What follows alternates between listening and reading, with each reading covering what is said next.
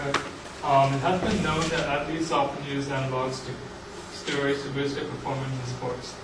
However, there are ways in which this can be curbed, namely through regulations. Today, I'll be talking about the use of anabolic steroids in professional football. I'll be refuting Jacob Johnson's claim that the regulations and tactics used to prevent the use of steroids in professional football are ineffective. He provides two secondary claims, the first being that by regulating the use of steroids, the NFL creates the unfair advantage for players that it seeks to prevent. And the second, that by banning the use of steroids, the NFL denies players medical attention that could help them prevent many of the health problems associated with steroids. So, after analyzing the argument, there are several evidence flaws and fallacies that promote me to say that the regulations and tactics used to prevent the use of steroids in professional football are actually effective. So, going on to the first claim, the advocate provides evidence that are in many ways flawed. So, for example, he shows that Dr. Charles Yesler's documents found in the 70s and 80s, it was estimated by players that steroid use ranged anywhere from 30 to 90%, depending on the team or position. However, according to the timeline from the San Diego Union Tribune, the NFL actually banned steroids only in 1983, and the steroid testing did not begin until 1987. And because this proves that the advocate evidence regarding the data from 1970s and 1980s is irrelevant to the claim. This is due to the fact that the regulations actually never existed in 1970s or the early 1980s. Moving on, the advocate also has a fallacy in this argument, especially the fact that he fails to take into account alternate causes for the same negative effect. He fails to take into account the tolerance of the coaches regarding steroid abuse is also another factor. So I have found evidence that the same book that Charles Yesler, which is part of the evidence that he uses, Charles Yesler states that one of Alzaldo, an NFL lineman, coaches admitted that he knew about Alzaldo's drug use. When I was coaching him, I was aware that he was using steroids, said former Oakland Raiders coach Tom Forrest. Thus, by failing to account for other causes, such as the coach's irresponsibility and the steroid tolerance in creating unfair advantage for players, the advocate fails to prove that the regulation of steroids alone is sufficient enough to create this negative effect. Thus, moving on to my second claim, as a recap, the arguer states that by banning the use of steroids, the NFL denies players medical attention that could help them to prevent many of the health problems associated with steroids. However, there is contrary evidence that shows that medical attention is already provided to NFL athletes to help them sustain health problems associated with steroids.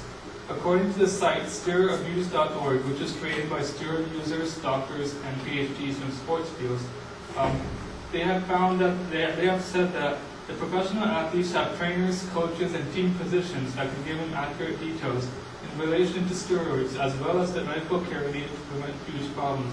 This just shows that there is already medical attention that is provided to NFL players. This is a fact that the advocate did not take into account, and thus disproves the fact that the regulations are ineffective. And furthermore, he also makes a hasty generalization without providing enough evidence to prove that the banning of steroid use denies NFL players medical attention. The arguer's only evidence is the unstated presupposition that the NFL players are unable to ask for medical assistance out of fear that they might be caught for steroid use if they did ask for help from someone. However, this might not be the case in all. This might not be true in all cases because, for example, if some players did get medical assistance some players can get medical assistance from other players who have used anabolic steroids. Thus, we can see that because medical attention already exists, despite steroid policies, and because the arguer fails to prove otherwise, the regulation of steroids does not deny players medical assistance. Thus, as a sum up of what I just said for this argument, first off, there exist other causes that lead to an unfair advantage unfair advantage effect for NFL players. And second of all, the medical attention already exists, further disproving the fact that the regulation is ineffective. So, thus, contrary to the advocate's claim, I hope that we can see the steroid regulations in the NFL is effective.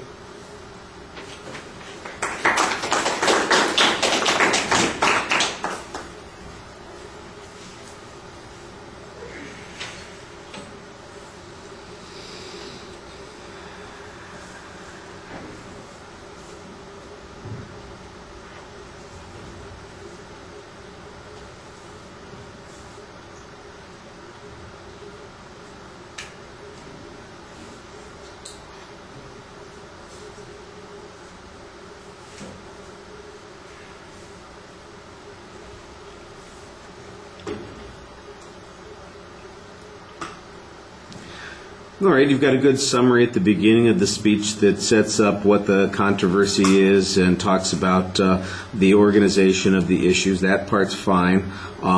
You've got a counterclaim that talks about how these rules are effective, and I think that if you're going to make that counterclaim, then you need to back it up a little bit more. For instance, if there's an estimate about substantially fewer players using steroids now, or that the penalties are such that it makes it much less likely that people will initiate or starting to use those steroids, then I think that that would be worth adding here. Your argument that follows up, though, is basically an argument about a counter-causality, suggesting that,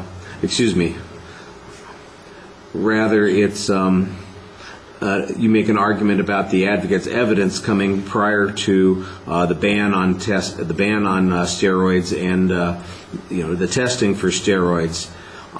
That's an interesting piece of information, but I don't know how it advances the argument. The advocate wasn't saying, as I recall, that the levels were the same as they were in the past, or that the rules are the same. To me, I think you've got the right idea here to start here by saying, look, what was true once upon a time, if the advocate is going to use those arguments, is no longer true now, and then you need some data to follow up on it. That's what I was trying to say. And then you kind of focus on this alternate causality argument.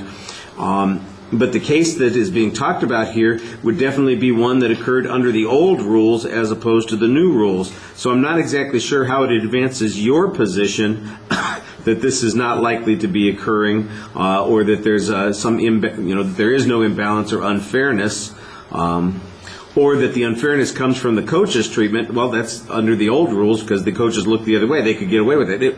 The one example that you have, Lyle Alzado, for instance, was before they were banned and before they were tested for. So it doesn't really seem to fit your argument there.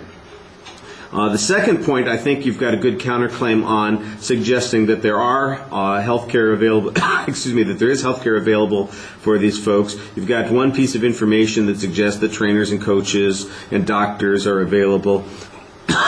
You might want to point out that none of those people that are employed by the teams, especially a doctor, is obligated to provide information to the league about somebody with a problem on steroids.